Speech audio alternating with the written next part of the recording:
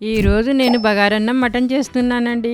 ఇది చేసుకోవడం కనుక చాలా ఈజీ. ఫస్ట్ మనం ఒక గిన్నెలో నూనె వేసుకోవాలి. తర్వాత జీలకర్రని చల్లుకోండి. ఇప్పుడు కట్ చేసుకున్న ఉల్లిపాయ ముక్కలు వేసుకోవాలి. ఇప్పుడు ఇది నూనెలో బాగా ఫ్రై అవ్వాలండి. కాసేపు తర్వాత బిర్యానీ ఆకులు వేసుకోవాలి. దానిపై పచ్చిమిర్చీలు, కొంచెం పుదీనా, ఇంకా కట్ చేసుకున్న టమాటా ముక్కలు, ఒక స్పూను అల్లం పేస్ట్, ఇంకా ధనియాల పొడి. ఇంకా ఇవన్నీ బాగా కలుపుకోవాలండి. కలుపుకున్న తర్వాత ఒక గ్లాసు బియ్యంకి 2 గ్లాసులు నీళ్లు వేసుకోవాలి. ఇప్పుడు జరంతా ఉప్పు వేసుకోండి. ఇప్పుడు దీన్ని కాసేపు వరకు బాగా ఉడకనియండి. ఉడికిన తర్వాత కడిగి పెట్టుకున్న రైస్ ని దీంట్లో వేసుకోవాలి. అప్పుడు వరకు మిక్సీ గిన్నెలో ఉల్లిపాయ ముక్కలు, టమాటా ముక్కలు వేసుకోవాలి. జరంతా కొబ్బరి ముక్కలు, ఇంకా కొత్తిమీర వేసుకొని పేస్ట్ చేసుకోవాలి. మళ్ళా కుక్కర్ లో జరంతా ఆయిల్ వేసుకోవాలి. ఇప్పుడు మిక్సీకి పట్టిన పేస్ట్ ని దీంట్లో వేసుకోవాలి. పచ్చివాసన పోయేదాకా బాగా ఉడకాలండి. తర్వాత ఒక స్పూను అల్లం పేస్ట్ వేసుకోవాలి. కొంచెం పసుపు, ఇంకా జరంతా ధనియాల పొడి, మీకు కావాల్సినంత కారం వేసుకోండి. టేస్ట్ కి సరిపోయేంత ఉప్పు, జరంతా కస్తూరి మేతి. ఇక ఇవన్నీ బాగా కలుపుకోవాలండి.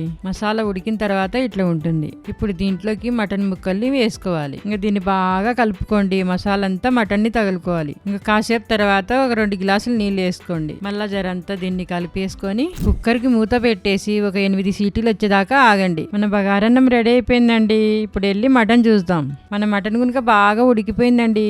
ఇప్పుడు దీంట్లో కొంచెం కొత్తిమీర గునుక చల్లుకోండి. ఇంక రెడీ అయిపోయిందండి వేడి వేడి బగారన్నం మటన్ కూర.